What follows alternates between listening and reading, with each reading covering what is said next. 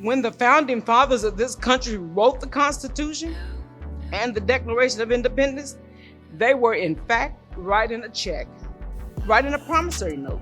The note was a promise that all men, yes, black men, all lives, yes, black lives, would be guaranteed the rights of life, liberty, and the pursuit of happiness.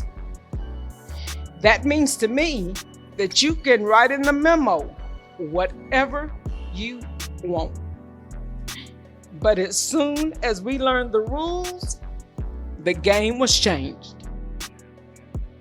We were no longer playing checkers, people. We were playing chess.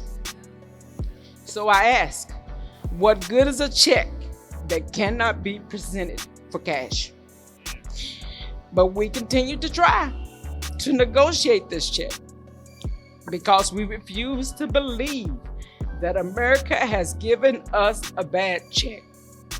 We refuse to believe that the Bank of Justice is bankrupt.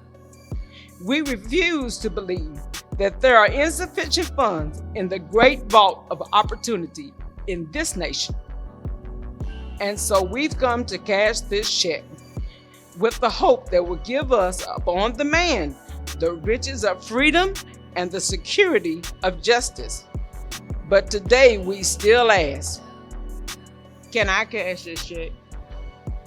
Now is the time to make real the promises of democracy. Now is the time to lift up our nation to the solid rock of brotherhood. Now is the time to make justice a reality for all God's people. Now is not the time to distrust people that do not look like us. All of you here have come to realize that your destiny is tied up with our destiny. And you have come to realize that your freedom is entangled in our liberty. Dr. King's quote explains it best. The only thing it takes for evil to succeed is for good men to do nothing. Let us not seek to satisfy our thirst for freedom by drinking from the cup of bitterness and hatred. We must always go high when they go low. We cannot give up the rights we work so hard for someone else's wrong. We have to lift up our brothers and sisters and do not judge each other based on money, status, or position. We must not have internal prejudices against one another. We must come together. Let us not continue to stay in the valley of despair. Although we face the difficulties of yesterday and today, tomorrow is still hopeful. I still have a dream. Together we can be the dream. It's a dream deeply buried, not rooted in the American dream. We have to dig it up. Acknowledge that we must do better. Achieve the task that Dr. King shows us through his life's work. Notice the areas in your life you can change.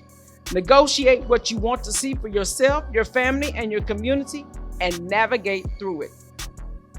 In 1862, we walked through darkness, but darkness cannot drive out darkness. Only light can do that. Hate can't drive out hate. Only love can do that.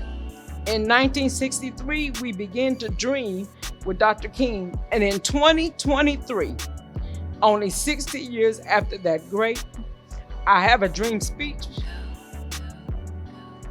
we must wake up and together we can be the dream.